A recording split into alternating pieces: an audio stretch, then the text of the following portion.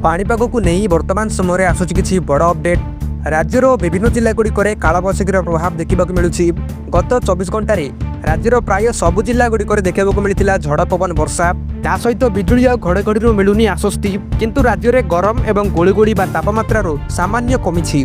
एमतीक राज्यवासी प्रबल खरा को नहीं चिंतित थे, किंतु एथिरु बाइचंती त्राही आगामी दिन मानकर राज्य में होगा जाउछि प्रबल झड़ वर्षा। आसंता 24 घंटा मध्य राज्यर प्राय 25 जिला को येलो वार्निंग अलर्ट जारी करिछि आंचलिक पाणीपाग विज्ञान केन्द्र। तेबे एही भली झड़ पवन वर्षा आसंता 7 तारिख पर्यंत लागि रहिबो। तेबे चलंतु देखिबा एहा प्रभाव रे राज्यर केउ सब जिला गुडी करे वर्षा होगा जाउछि एवं केउ सब जिला गुडी को येलो जोन रे रखा जाइछि। ता सहित बिजुली और घड़घड़ी और झड़ तूफान को नहीं केउ सब जिला गुडी को हाई अलर्ट जारी कर देछि।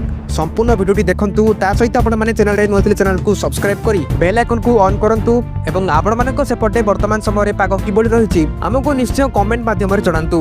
कालबैशाखी प्रभाव रे विभिन्न स्थान रे तापमात्रा ह्रास पाइछि। आसंता 2 दिन जाय राज्यर तापमात्रा रे बड़ परिवर्तन हेबार संभावना नाही। जदि हम देखिबा गत 24 घंटा मध्य रे केउंझर झुमपुर रे 25.8 मिलीमीटर वर्षा रेकर्ड होइछि। ता सहित नवरंगपुर उमरकोट रे मालकानगिरी पड़िया एभली नुआपड़ा कोरापुट सुंदरगढ़ ता सहित संबलपुर और बरगढ़ एभली प्रभृति जिला गुड़िक देखा मिलता कालबैशाखीर तांडव। किछि जिला गुड़िक प्रबल क्षयगति होइछि।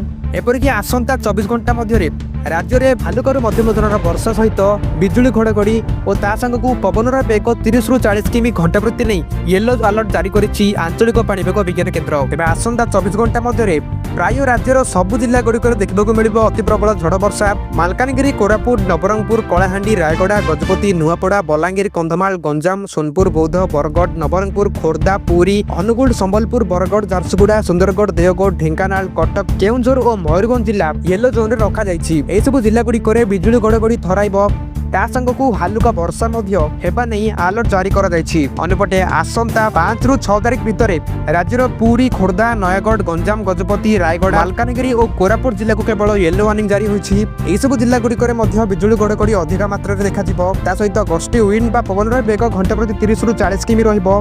अन्यपटे आसंता 6 ରୁ 7 तारिख मध्य राज्य में केवल रायगढ़ गंजाम और गजपति जिला को येलो वार्निंग जारी होइछि।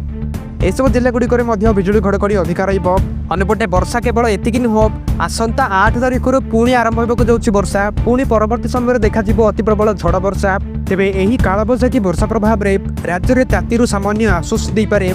राज्यर विभिन्न स्थान में कालबैशाखी वर्षा जो तापमात्रा ह्रास पाने आकलन कर।